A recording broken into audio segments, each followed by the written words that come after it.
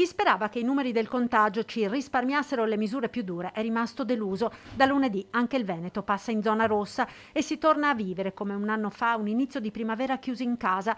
Ecco come cambia la nostra vita in zona rossa. Da lunedì è vietato ogni spostamento anche all'interno del proprio comune, salvo che per giustificati motivi di lavoro, salute e necessità. Obbligatoria l'autocertificazione.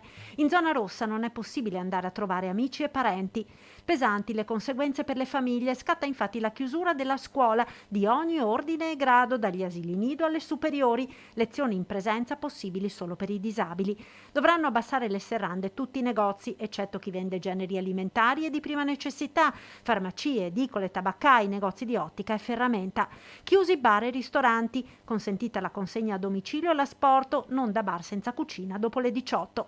Per quanto riguarda i servizi alla persona, dovranno chiudere anche parrucchieri, barbieri e centri estetici. Inizia un nuovo difficile periodo di restrizioni che si spera sia l'ultimo. Ovvio che le ripercussioni, soprattutto economiche, saranno forti e quindi l'appello al governo è quello che insieme alle chiusure vengano annunciati anche i ristori.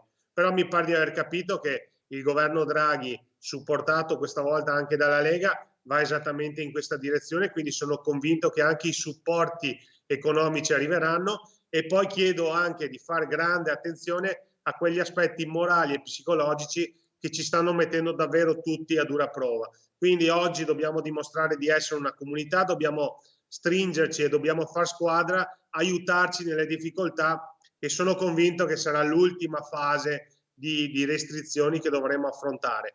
Il rosso è inevitabile se vogliamo bloccare al più possibile appunto la trasmissione del virus e dei contagi.